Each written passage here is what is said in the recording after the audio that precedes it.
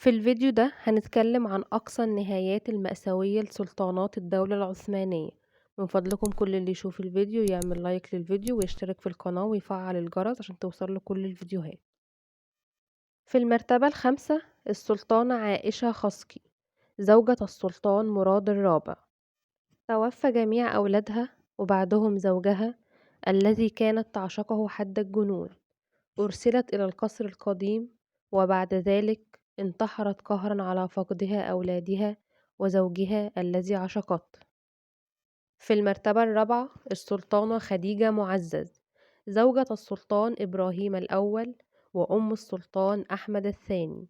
في عام 1648 تم اغتيال السلطان إبراهيم الأول وتولى ابنه مراد الرابع العرش.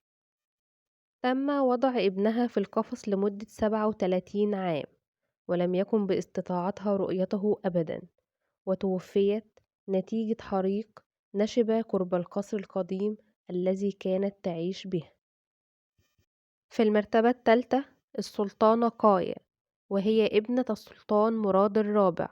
فبعد أن فقدت والديها مبكرا تم تزويجها من مليك أحمد باشا والذي قامت بطعنه في ليلة الزفاف. بعد ذلك أحبته وحملت منه وتوفيت نتيجة عدم انفصال المشيمة أثناء الولادة، فقاموا بلفها بالقماش وربطها رأسا على عقب وتوفيت نتيجة ذلك. في المرتبة الثانية السلطانة قسم والتي تم إعدامها بطريقة بشعة، قطعوا أذنها وأقتلعوا منها مجوهراتها. تعرضت للخنق من جواريها وعبيدها حتى الموت.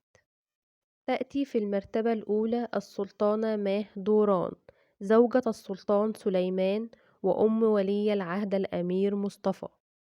أعدم ابنها مصطفى على يد أبيه السلطان، ثم أعدم حفيدها محمد، ثم قتل أخيها مصطفى. تمت مصادرة جميع أملاكها، لم تستطع دفع إيجار منزلها لمدة 10 سنوات. عاشت على مساعدات الناس وتوفيت وحيدة.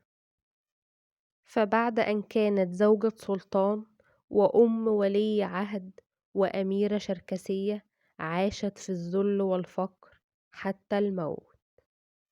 أتمنى يكون الفيديو عجبكم. استنوا الفيديو الجاي معايا أنا هنا علي في زي التاريخ ما بيقول.